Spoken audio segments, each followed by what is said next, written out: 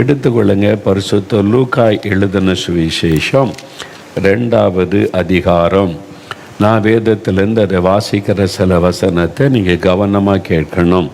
லூக்கா 2ஆம் அதிகாரத்தில் இயேசு இந்த உலகத்தில் அவதரித்தவுடன், உங்களுக்கு தெரியும், பெத்லகேம் என்கிற கிராமத்தில் 2000 ஆண்டுகளுக்கு முன்னால் இயேசு கிறிஸ்து ஒரு சத்திரத்தில் இடமில்லாதனால மாட்டு தொழுவத்தில் தான் அவங்களுக்கு இடம் கொடுக்கப்பட்டது. அங்கு தான் மரியாள் அவர்கள் அந்த இயேசு கிறிஸ்துவை அவர்கள் கந்தை துணியில், அவர் துணியில் சுற்றி முன்னணியிலே கடத்தினார்கள்.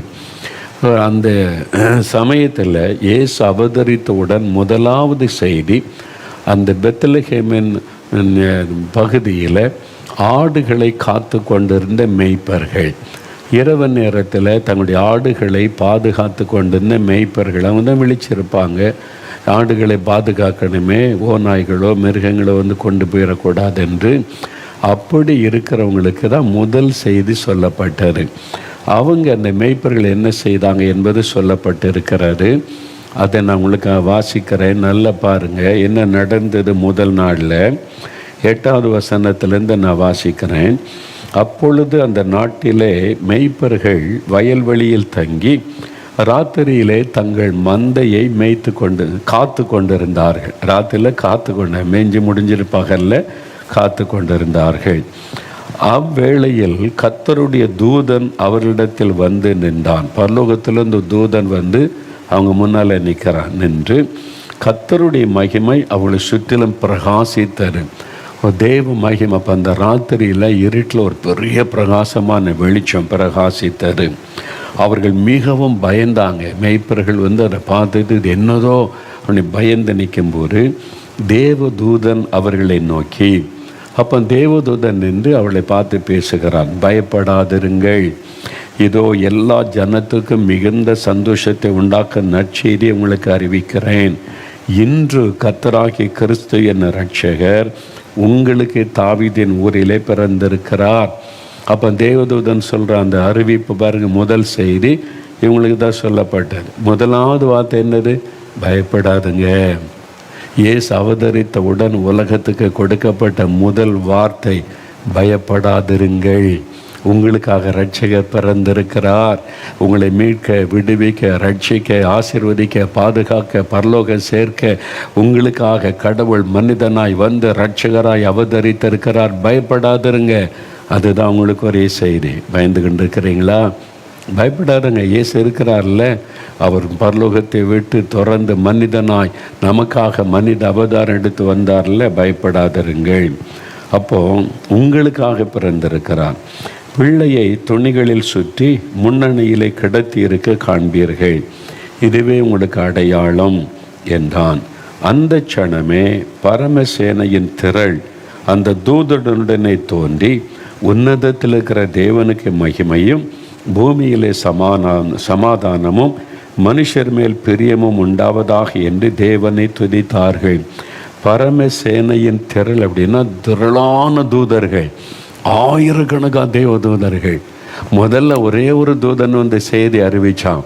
உடனே இந்த செய்தி அறிவிக்கப்பட்டவன ஆயிரக்கணக்கான தூதர்கள் ஆண்டவரை துதித்து பாடுறாங்க. என்ன சொல்கிறாங்க? உன்னதத்தில் இருக்கிற தேவனுக்கு மகிமை, வானத்தையும் பூமியை உண்டாக்கின சர்வ வல்லமுள்ள தேவனுக்கு மகிமை, பூமியிலே சமாதானம். இயேசு சமாதான பிரபுவாய் அவதரித்திருக்கிறார். அவர் மூலமாக மனிதனுக்கு சமாதானம், அதனால் பூமியிலே சமாதானம். மனுஷர் மேல் பிரியம், மனிதர் மேலே வச்ச அன்புனால தான் கடவுள் மனிதனாய் வந்தார். இயேசு மனிதருடைய தோள் மேலே கை போட்டு, வானத்தை பூமி உண்டாக்கின நான் உன்னை நேசிக்கிறேன், உன் மேலே பிரியமாக இருக்கிறேன்னு சொல்றதுக்கு தான் மனிதனாய் வந்தார். அதுதான் சொல்லி தேவனை துதித்தார்கள். தேவதூதர்கள் அவர்களை விட்டு பரலோகத்திற்கு போன பின்பு மேய்ப்பர்கள் ஒருவரை ஒருவர் நோக்கி, நாம் பெத்லகேம் ஊருக்கு போய் நடந்ததாக கர்த்தரால் நமக்கு அறிவிக்கப்பட்ட இந்த காரியத்தை பார்ப்போம் வாருங்கள் என்று சொல்லி தீவிரமாய் மரியாளையும் யோசேப்பையும் முன்னணியிலே கிடத்தி இருக்கிற பிள்ளையும் கண்டார்கள். கண்டு அந்த பிள்ளை குறித்து தங்களுக்கு சொல்லப்பட்ட சங்கதியை பிரசித்தப்படுத்தினார்கள். மேய்ப்பராலே தங்களுக்கு சொல்லப்பட்டதை கேட்ட யாவரும் அவைகளை குறித்து ஆச்சரியப்பட்டார்கள். மரியாளோ அந்த சங்கதிகளை எல்லாம் தன் இருதயத்தில் வைத்து சிந்தனை பண்ணினாள். மேய்ப்பர்களும் தங்களுக்கு சொல்லப்பட்டதின்படியே கேட்டு கண்ட எல்லாவற்றிற்காகவும் தேவனை மகிமைப்படுத்தி துதித்து கொண்டு திரும்பி போனார்கள். இதான் இந்த கிறிஸ்மஸ் நாளில் நடந்த முதல் நிகழ்வு. முதலாவது தேவதூதன் வந்து மேய்ப்பர்களுக்கு செய்தி சொல்லிட்டான், உங்களுக்காக இரட்சகர் பிறந்திருக்கிறார், பயப்படாதங்க அப்படின்னு சொல்லி. இப்போ மேய்ப்பர்கள் என்ன பண்ணாங்க? ஒரு 3 காரியம் பாருங்களேன். முதலாவது, நமக்கு சொல்லப்பட்ட சங்கதிகளை, அந்த காரியத்தை நம்ம போய் பார்ப்போம் வாருங்கள்னு சொல்லி வந்து 16ஆம் வசனம் சொல்லுகிறது, இயேசுவை கண்டார்கள். குழந்தையாக இருந்த இயேசுவை முதல்ல மரியாள் யோசேப்புக்கு அப்புறம் முதல்ல பார்த்தவங்க யார் தெரியுமா? இந்த மேய்ப்பர்கள். எவ்வளோ சந்தோஷம் இல்லை? அதை வந்து பார்க்குறாங்க, இவர் தான் உலகத்தின் ரட்சகரா, இவர் தான் நம்ம உண்டாக்கின கடவுளாக மனிதனாக வந்திருக்கிறாரா, தேவதூதல் அறிவிச்சாங்களே அவர் தானான்னு எவ்வளோ சந்தோஷப்பட்டிருப்பாங்கல்ல. அவரை கண்டார்கள். அப்போ இயேசுவை அவங்க தரிசித்தாங்க. மேய்ப்பர்கள் திரும்பி சந்தோஷமாக போகிறாங்களே. எதுக்கு அவ்வளோ சந்தோஷப்படுறீங்க? நீங்கள் சாதாரண மேய்ப்பன் தானே, ராத்திரிலாம் உட்காந்து ஆடுகளுக்காக வெளிச்சிருக்கிற ஆள் தானேன்னா, நாங்கள் உலகத்தின் ரட்சகரை பார்த்தோம், கண்ணால் பார்த்தோம் இல்லை, அதுதான் எங்களுக்கு சந்தோஷம். இதுதான் கிறிஸ்மஸின் உண்மையான சந்தோஷம். பொம்மை மாதிரி இயேசுவை செஞ்சு வச்சுட்டு குடியில் பார்த்துட்டு இயேசுவை பார்த்தேன்னு சொல்கிறது இல்லை. உண்மையான இயேசுவை ஆவிக்குரிய கண்களால் தான் அவரை தரிசிக்க முடியும். மாம்ச கண்களால் பார்க்க முடியாது. இயேசுவின் சிலையை பார்த்துட்டு இயேசுவை தரிசித்துட்டேன்னு சொன்னால் உங்களை நீங்கள் ஏமாற்றி கொண்டிருக்கிறீங்க. அதல்ல, ஆவியில் அவரை தரிசிப்பது, அவரை பார்ப்பது, அவரை அனுபவிப்பது. கிறிஸ்மஸ் பண்டிகை என்பது அவரை நம்முடைய வாழ்க்கையில் அனுபவிப்பது. எப்போ இயேசுடைய உள்ளத்தில் வந்தாரோ, அவரை சந்தித்த அனுபவம் இருக்கிறதோ, அன்று தான் உங்களுக்கு கிறிஸ்மஸ் நாள். நான் பாருங்களேன், சென்னையில் இருந்தேன், மரணப்படுக்கையில் சாக கிடந்தேன். அப்போ இயேசு வந்து என்னை சந்தித்தார். இயேசுவே வந்தது, என்னால் உணர முடிந்தது. அவர் தொட்டதை, அவருடைய கரம் என் சரீரத்தை தொட்டதை உணரும், அவருடைய தொடுதலை உணர்ந்திருக்கிறேன். அப்போ தான் எனக்கு அற்புத சுகம். அப்போ நான் நுண்டிய கடந்த நான் எழும்பி நடக்க ஆரம்பித்தேன். மரணப்படுக்கை மாறினது. அதன் மூலமாக அவர் என் மேலே வைத்த அன்பை வெளிப்படுத்தினார். அவருடைய வல்லமை எனக்கு வெளிப்படுத்தினார். அன்பான ஒரு ஆண்டவர், வல்லமையான ஆண்டவர், இவர் தான் மெய்யான ஆண்டவர் என்று அறிந்து கொண்ட பிறகு 3 வருஷம் சர்ச்சுக்கு ஒழுங்காக போனேன். ரொம்ப பக்தியாக தான் இருந்தேன். கிறிஸ்மஸ் காலம் வந்துட்டா சர்ச்சே தான் கதி. அங்கே அலங்காரம் பண்ணுறது, சுத்தம் பண்ணுறது, டெக்கரேட் பண்ணுறது, அப்படி கிறிஸ்மஸ் ட்ரீயை வைக்கிறது, லைட்டு போடுறது, நிறையா வீட்டை அலங்காரம் பண்ணுவது, அதுதான் சந்தோஷமாக இருந்துச்சு எனக்கு. அப்போ பண்டிகைன்னாக்கி சர்ச்சிலே கிடக்கிறது, எப்போ ஆராதனை வரும், முடிஞ்சாலும் சரின்னு அப்படியே கிறிஸ்மஸ் கால பண்டிகை வந்துட்டு ஒரு சந்தோஷம். 3 வருஷம் ரொம்ப பக்தியாக இருந்தேன். ரொம்ப பக்தியாக கிறிஸ்மஸ் எல்லாம் கொண்டாடினேன்.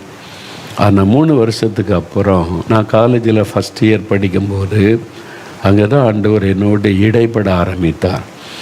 தம்பி, நீ வந்து என் மேலே அன்பு வச்சுருக்கிற, விசுவாசம் வச்சுருக்க, நல்லது, நான் உனக்கு சுகம் கொடுத்தேன், இதெல்லாம் வச்சு நீ பரலோகத்துக்கு வர முடியாது. என்ன ஆண்டவரே சொல்கிறீங்க? என்னை தேடி வந்து தொட்டிங்களே, என்னை சுகமாக்குனீங்களே, அது உன் மேலே வைத்த அன்பு, உன் மேலே வைத்த மனதுருக்கம், உன் தாயினுடைய கண்ணீர், அதனால் நான் உன்னை தேடி வந்து உன்னை குணமாக்கினேன். அப்போ நான் பரலோகத்துக்கு வர முடியாது, இப்படியே இருந்தால் வர முடியாது. அப்போ என்ன பண்ணணும்? நான் உன் உள்ளத்துக்குள்ளே வரணும், உன் இருதயத்துக்குள்ளே நான் வரணும். உனக்குள்ளே நான் வந்தால் தான் நீ அந்த ரட்சிப்பின் உண்மையான சந்தோஷத்தை அனுபவிக்க முடியும். அவங்க தான் பரலோகத்துக்கு வர முடியும். சுகம் பெற்றவங்க பேர் பரலோகத்தில் ஜீவபுஸ்தகத்தில் எழுதப்படாது. ரட்சிக்கப்பட்டவங்க பேர் தான் பரலோகத்தில் எழுதப்படும். அப்படியா? அப்போ எனக்கு இந்த ரட்சிப்பின் அனுபவம் வேணும். உன் பாவம் தடையாக இருக்குதே. நான் பாவம் செய்தேனா? நான் பீடி செய்து கூட பிடிச்சது இல்லையா ஆண்டவரே? அதுதான் பாவம்னு நினைக்கிறியா? நான் உன்னை காண்பிக்கிறேன்னு என் இருதயத்தை ஆண்டவர் திறந்து காண்பித்தார். எனக்குள்ள இருக்கிற பாவம் ஆண்டவர் காண்பித்தார். கண்களின் இச்சைகள், மாமிச இச்சைகள், பெருமைகள், கோபங்கள், எரிச்சல்கள், சண்டைகள், பகைகள், ஐயோ எவ்வளோ பாவம் உள்ளத்துக்குள்ளே, எவ்வளோ என்னென்ன காரியம்லாம் நீ செய்தியே, அப்பா அம்மா கீழ்ப்படியாமல் நடந்து அவங்கள துக்கப்படுத்தின்னு இவங்கள மதியாமல், ஐயோ இதெல்லாம் பாவமா, எனக்கு தெரியாத ஆண்டவரே, இதெல்லாம் பாவம். அது மன்னிக்கப்பட்டாதான் நான் உள்ளத்துக்குள்ளே வர முடியும். அப்போ என்ன செய்யணும்? பாவத்தை அறிக்கை செய்தால்தான் நான் மன்னிப்பேன். நான் ஒரு கிட்டத்தட்ட ஒரு 4-5 நாள் போராட்டம், அதுக்காகவே ஜெபிக்கிறேன். நீங்கள் என்கிட்ட பேசணும் ஆண்டவரே, நான் பார்க்கணும், என்கிட்ட நீங்கள் பேசணும், என் பாவம் மன்னிக்கப்பட்ட அனுபவம் எனக்கு வேணும்னு ஜெபிக்கிறேன். இப்போ ஒரு நாள், அதாவது 1972 வருஷம் மார்ச் மாதம் 17ஆம் தேதி ராத்திரியில் 9 மணிக்கு நான் அந்த நாட்களில் பொன்னேரியில் எங்கள் சித்தி வீட்டில் தங்கி படித்து கொண்டு இருந்தேன். மாடிக்கு போன மொட்டை மாடியில் போய் முழங்கால் போட்டு பைபிளை வைத்து கொண்டு, ஆண்டவரே இன்றைக்கி என்கிட்ட நீங்கள் பேசணும், என் பாவம் மன்னிக்கப்பட்ட நிச்சயம் எனக்கு வேணும், என் உள்ளத்தில் நீங்கள் பிறக்கணும், அந்த அனுபவம் எனக்கு வேணும்னு சொல்லி ஜெபித்தேன். ஆண்டவர் என் பாவத்தை உணர்த்த அறிக்கையிட்டு ஜெபித்தேன். 9 மணிக்கு முழங்கால் போட்டேன். 10 மணி, 11 மணி, 12 மணி ஆயிற்று. ஆண்டவர் அமைதியாக இருக்கிறார். நான் சொன்னேன், நீங்கள் என்கிட்ட பேசாமல் நான் போக மாட்டேன், முழங்கால விட்டு எழும்ப மாட்டேன், எனக்கு மன்னிப்பு வேணும், பாவ மன்னிப்பு வேணும், நான் ரட்சிக்கப்படணும், என் உள்ளத்தில் நீங்கள் வரணும் ஆண்டவரே. 3 வருஷம் பக்தி உள்ள கிறிஸ்தவனாக தான் இருந்தேன். முழங்காலே நின்று ஜெபிப்பேன், பைபிள் வாசிப்பேன், ஜெபிப்பேன். ஆனால் ரட்சிக்கப்பட்ட அனுபவம் இல்லை, உள்ளத்தில் இயேசு வந்த அனுபவம் இல்லை. எனக்கு அந்த தாகம் ஆண்டவரே எனக்கு வேணும். இந்த அனுபவம் அதிகாலை 1 மணி, 2 மணி, 3 மணி ஆண்டவர் அமைதியாக இருக்கிறார். நான் நான் போக மாட்டேன், என்னை நீர் மன்னிக்கணும், ஒரு இரத்தத்தினால் என்னை கழுவணும், எனக்கு இந்த அனுபவம் வேணும். கண்ணீரோடு ஜெபித்து கொண்டே இருந்தேன். பாவத்தை அறிக்கை செய்து ஒப்பு கொடுத்து ஜெபித்து கொண்டிருந்தேன். அதிகாலை 4 மணி ஆயிற்று. ஆண்டவர் என்னோடு பேசினார். அந்த அதிகாலையில் அமைதியான நேரத்தில் மகனே என்று அழைத்தார். நீ சாகாதபடி உன் பாவத்தை நான் நீங்க செய்தேன். என் வாழ்க்கையிலே மறக்க முடியாத நாள். 1972 வருஷம் மார்ச் மாதம் 18ஆம் தேதி அதிகாலையில் அவர் என்னை சந்தித்து எனக்கு ரட்சிப்பின் சந்தோஷத்தை கொடுத்தார். என் உள்ளத்தில் இயேசு பிறந்தார், ரட்சிப்பின் அனுபவத்தை கொடுத்தார். அதுதான் என் வாழ்க்கையில் மறக்க முடியாத நாள். நான் மரணப்படுக்கையில் சாக கிடந்த போது இயேசு தேடி வந்து என்னை குணமாக்கினாரே, அந்த நாள் கூட எனக்கு ஞாபகத்தில் இல்லை. ஆனால் இயேசு என்னை சந்தித்து ரட்சிப்பை கொடுத்தார், என் வாழ்க்கைக்குள் வந்தாரே, அதுதான் வாழ்க்கையில் மறக்க முடியாத நாள். அந்த மேய்ப்பர்கள் இயேசுவை தரிசித்தாங்க. நான் அன்றைக்கு தான் இயேசுவை ருசித்தேன், இயேசுவை தரிசித்தேன், அவருடைய குரலை கேட்டேன், என் உள்ளத்துக்குள்ளே இயேசு வந்துட்டார். அதுதான் எனக்கு கிறிஸ்மஸ் நாள், அதுதான் எனக்கு கிறிஸ்மஸ் நாள். அதனால் இந்த நாள் இந்த தினந்தோறும் எனக்கு அந்த சந்தோஷம். இப்போ டிசம்பர் 25 பண்டிகை, அந்த சந்தோஷம்லாம் எனக்கு வித்தியாசம் தெரிவதே இல்லை. எனக்கு தினந்தோறும் கிறிஸ்மஸ் தான். என் கூட தினமும் இருக்கிறாரே, என்கிட்ட பேசுகிறாரே, அவரோடு நான் பழகுகிறேனே, இதை விட என்ன சந்தோஷம்? அதுதான் பண்டிகையின் சந்தோஷம். ஒரு நாள் பண்டிகைக்கு போனால், ஆராதனை பண்ணால், ஒரு கேக்கு வெட்டினா, அதெல்லாம் நிரந்தரமாக இயேசு நமக்குள்ளே வாழுவது. நான் அவரை சந்தித்தேன், அவரை தரிசித்தேன், என் வாழ்க்கையை மாற்றிட்டார்ந்த சந்தோஷம் உங்களுக்கு இருக்குதா? நீங்கள் ரட்சிக்கப்பட்டீங்களா? இயேசு உள்ளத்தில் வந்துட்டாரா? உங்கள் உள்ளத்தில் பிறந்துட்டாரா? அவரை தரிசிச்சிட்டிங்களா? அவரை சந்தித்த அனுபவம் இருக்குதா? இல்லைன்னா இப்போ உங்களை சந்தித்து கொண்டு இருக்கிறான். என் மகனே, என் மகளே, உன்னை நான் சந்தித்து கொண்டு இருக்கிறேன். உன் உள்ளத்தை திறந்து கொடு, உன் உள்ளத்துக்குள்ளே நான் வருவேன், உனக்குள்ளே வந்து தங்குவேன். ஆண்டவர் கேட்கிறார். ஒப்பு கொடுக்குறீங்களா? இன்றைக்கு உங்களுக்கு ரட்சிப்பின் நாள். பாருங்கள், அவங்க போய் இயேசுவை தரிசித்தாங்க. 2வது என்ன பண்ணாங்க பாருங்கள், 17ஆம் வசனம் சொல்லுது, அந்த பிள்ளையை கண்டு, இயேசுவை தரிசித்த கண்ட பிறகு அந்த பிள்ளையை குறித்து தங்களுக்கு சொல்லப்பட்ட சங்கதி பிரசித்தம் பண்ணினார்கள். அந்த செய்தி எங்களுக்கு தேவதூதன் சொன்னால், நாங்கள் போய் பார்த்தோம் அவரை, அவர் தான் உலகத்தின் ரட்சகர், பயப்படாதவங்கன்னு சொன்னாங்க. எல்லாருக்கும் உள்ள ரட்சகர்னு சொன்ன செய்தியை பார்க்குறவங்களெல்லாம் சொல்கிறாங்க. என்னப்பா மேய்ப்பர்கள்னு அந்த காலத்தில் அற்பமாக என்ன பண்ணி ஆடு மேய்க்கிறவன் தானே அப்படின்னு கேட்டால் எவ்வளோ சந்தோஷமாக இருக்கேன். நாங்கள் ரட்சகரை பார்த்தோம், உலகத்தின் ரட்சகரை பார்த்தோம் அப்படின்னு சொல்கிறாங்க. தேவதூதனும் வந்து சொன்னாங்க, நாங்கள் ஒரு நேரில் பார்த்தோம். பார்த்தீங்களா? ஆமாம், இதெல்லாம் நடந்தது, நாங்கள் பார்த்தோம். பிரசித்தம் பண்ணினார்கள். நான் ஏன் சொல்லிக்கிட்டு இருக்கிறேன்? எல்லாருக்கும் போகிற இடம்லாம் சொல்கிறேன். ஏன்? அந்த சந்தோஷத்தை அடக்க முடியாதுங்க, சொல்லாமல் இருக்க முடியாது. நான் மதத்தை பற்றி பேசுகிறதே இல்லை. நான் சந்தித்த இயேசு, என்னை ரட்சித்த இயேசு, நான் அனுபவிக்கிற இயேசுவை நான் எல்லாருக்கும் சொல்லுகிறேன். ஆனால் சொல்கிறவன சொல்கிறேன், மரம் மாற்றுறாங்க, மதத்தை பரப்புகிறான். மதம் இல்லவே இல்லை. அவன் பொய்யான செய்தியை திரும்ப திரும்ப சொல்லிக்கிட்டே உட்காந்துருக்கிறாங்க. ஒரே வார்த்தையை திரும்ப திரும்ப சொல்கிறாள் யார்? நீங்களே யோசித்து பாருங்கள். நான் அப்படி இல்லை. இயேசு, அவரை ருசிக்கிறேன், அவரை அனுபவிக்கிறேன், இந்த சந்தோஷத்தை அனுபவிக்கிறேன். அவரால் உண்டான பாவமன்னிப்பை, ரட்சிப்பை பெற்றிருக்கிறது. எவ்வளோ பெரிய சந்தோஷத்தை சொல்லாமல் இருக்க முடியாது. யமுனா பெற்றுக்கொண்ட சந்தோஷத்தை எப்படி அடக்க முடியும்? அப்படி தான் மேய்ப்பர் எல்லாருக்கும் பிரசித்தம் பண்ணாங்க. நீங்கள் ரட்சிக்கப்பட்டிருந்தால் அவங்களால சும்மா இருக்க முடியாது. உங்களால் 4 பேருக்கு சொல்லாமல் இருக்கீங்கன்னா உங்கள் ரட்சிப்பு சந்தேகத்துக்குரியதை. நீங்கள் ரட்சிக்கப்படலன்னு அர்த்தம். இயேசுவை ருசித்தவங்களால் அதை சொல்லாமல் இருக்கவே முடியாது. நீங்கள் சொல்லலைன்னா என்ன அர்த்தம்? நீங்கள் அவரை இன்னும் சந்திக்கலை, அவரை ருசிக்கலை, அவருடைய ரட்சிப்பை பெற்றுக்கொள்ளலைன்னு அர்த்தம். நீ ரட்சிக்கப்பட்டீங்கன்னா சொல்லாமல் இருக்க முடியாது. சொல்லிக்கிட்டே இருப்பீங்க, ஆண்டவரை பற்றி அறிவிச்சுக்கிட்டே இருப்பீங்க. யோசித்து பாருங்கள். இயேசுவை சொன்னீங்களா யாருக்காவது? இதுவரை சொல்லலைன்னா நீங்கள் ஒரு ரட்சிப்பை சந்தேகத்துக்குரியது. இன்றைக்கி உண்மையாக ஒப்பு கொடுத்து ரட்சிக்கப்படுங்க, அந்த சந்தோஷத்தை பெற்றுக்கொள்ளுங்க. பார்க்குறவங்களுக்கெல்லாம் சொல்லுவீங்க, எவ்வளோ பெரிய சந்தோஷம் தெரியுமா இயேசு எனக்கு தந்திருக்கிறாரு. இவ்வளோ உங்கள் பிரச்சனை இருக்குது, போராட்டம் தேவை இருக்குது, அதுக்கு மத்தியில் அவ்வளோ பெரிய சந்தோஷம், மன மகிழ்ச்சி, நிம்மதி இயேசு தந்திருக்கிறார். அப்படி எதிர்காலத்துக்கு ஒரு நிச்சயத்தை தந்திருக்கிறார். பிரசித்தம் பண்ணினார்கள். நீங்களும் ஒரு ஆளுக்காவது ஒரு கைப்பிரதி கொடுங்க. ஒரே ஒரு ஆளுக்காவது. இந்த இயேசு உங்களுக்காகவும் பிறந்தார், உங்களையும் நேசிக்கிறார். இதுதான் கிறிஸ்மஸின் உண்மையான அர்த்தம். ஒரு ஆளுக்காவது இந்த இயேசுவை பற்றி சொல்லுங்கள். இன்றைக்கி சொல்லுங்கள். இந்த கிறிஸ்மஸுக்குள்ளே சொல்லி முடிச்சிருங்க. ஒருத்தருக்காவது சொல்லுங்கள். சரியா? அப்போது ஆண்டவர் நம்ம கொடுத்த சந்தோஷத்தை அடக்கி கொள்ள முடியாது, சொல்லாமல் இருக்க முடியாது. அவங்க பிரசித்தம் பண்ணினார்கள் என்று பார்க்கிறோம். அடுத்து பாருங்கள், மேய்ப்பர்கள் தங்களுக்கு சொல்லப்பட்டதன்படியே கேட்டு கண்ட எல்லாவற்றிற்காகவும் தேவனை மகிமைப்படுத்தி துதித்து கொண்டு திரும்பி போனாங்க. தேவனை மகிமைப்படுத்தி துதித்து கொண்டு துதிக்கிறாங்க. ஆண்டவரை, இந்த பாக்கியத்தை எங்களுக்கு தந்தீரேன். ஆண்டவருடைய அன்பை நினைச்சா துதிக்காமல் இருக்க முடியாது. எழும்பும்போதே உங்களுடைய நாவை அவரை துதிக்க ஆரம்பிச்சிடும். காலையில் எழும்பும்போதே துதித்து கொண்டே எழும்புவீங்க.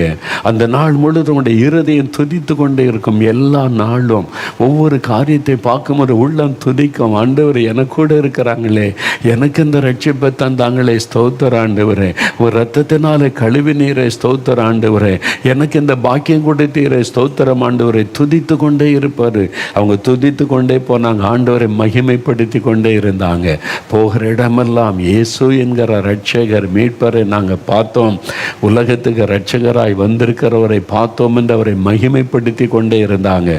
அவரை மகிமைப்படுத்துங்க, அவரை துதிங்க. அதுதான் உண்மையான கிறிஸ்மஸ் நாளின் சந்தோஷம். புது ட்ரெஸ் போடுறதுனால இல்லை, அலங்காரம் பண்ணி கொள்றதுனால இல்லை. அவர் எனக்குள் இருக்கிறார், என்னை சந்தித்திருக்கிறார், என்னை ரட்சித்திருக்கிறார். அவரை நான் மகிமைப்படுத்துகிறேன், அவரை துதித்து கொண்டே இருப்பேன். அதுதான் உண்மையான கிறிஸ்மஸ் பண்டிகையின் சந்தோஷம். அது உங்களுக்குள்ளே இருக்குதா? யோசித்து பாருங்கள். இல்லைன்னா இன்றைக்கு ஆண்டவரே இயேசுவை உம்மை தரிசிக்கிற அனுபவம் எனக்கு வேணும். உம்மை நான் தரிசிக்கணும், உம்மோட பேசணும், என்னோட நீங்கள் இடைப்படணும், என் வாழ்க்கையில் ஒரு மாற்றம் வரணும், எனக்குள்ள ஒரு மாற்றம் வரணும், என் பாவம் மன்னிக்கப்பட்ட பாவத்தை விடுதலை பெற்ற அனுபவம் எனக்கு வேணும். நீங்கள் கேட்கணும், இன்றைக்கு கேட்கணும், இப்போ கேட்கணும். உம்மை சந்தித்த இப்போ இயேசு உங்களுடைய கதவை தட்டுகிறார். உங்களுடைய வீட்டு வாசல், உங்களுடைய இதை கதவை தட்டுகிறார். மகனே, மகளே, இன்றைக்கு தான் உனக்கு ரட்சிப்பின் நாள், இன்றைக்கு தான் உனக்கு ரட்சணிய நாள். உனக்காக நான் பிறந்தேன், ரட்சகர் இரட்சகராய் பிறந்தேன், உனக்காக சிலுவையில் என் இரத்தத்தை சிந்தி மறித்து உனக்கு ரட்சிப்பை பாவமன்னிப்பை உண்டாக்கினேன். நான் உன் உள்ளத்துக்குள்ளே வர விரும்புகிறேன், உன் இல்லத்துக்குள் வர விரும்புகிறேன், எனக்கு இடம் கொடுப்பியா என்று கேட்க அவர் உள்ளத்தில் ஏற்றுக்கொள்வதுதான் ரட்சிப்பு. என் பாவத்தை மன்னிச்சிருங்க, என் உள்ளத்தில் வாங்கன்னு கேட்குறீங்களா? குட்டி தம்பி குட்டி பிள்ளைகள் கேட்குறீங்களா? அப்படின்னா முழங்கால் போடுங்க, அப்படியே முழங்கால் போடுங்க, இருதயத்தில் கை வைங்க, இருதயத்தில் கைங்க. வாலிப தம்பி, வாலிப மகளே, அருமையான ஐயா, வயதான தகப்பனார், தாயார், இத்தனை வருஷம் பண்டிகை கொண்டாடுனீங்களே, இயேசு உங்களுடைய உள்ளத்தில் இருக்கிறார்னு உங்களால் தைரியமாக சொல்ல முடியுதா? இயேசு என் பாவத்தை மன்னிச்சிட்டாரு, ரட்சித்துட்டார்னு உங்களால் தைரியமாக அறிக்கையிட முடிகிறதா? வெறும் பண்டிகை மட்டும் கொண்டாடுறீங்களே, வெறும் பண்டிகை நாட்கள் பாட்டு மட்டும் பாடிக்கொண்டு இருக்கிறீங்களே, உங்களுடைய உள்ளத்தில் இயேசு இருக்கிறான்ற நிச்சயம் உங்களுக்கு இருக்குதா?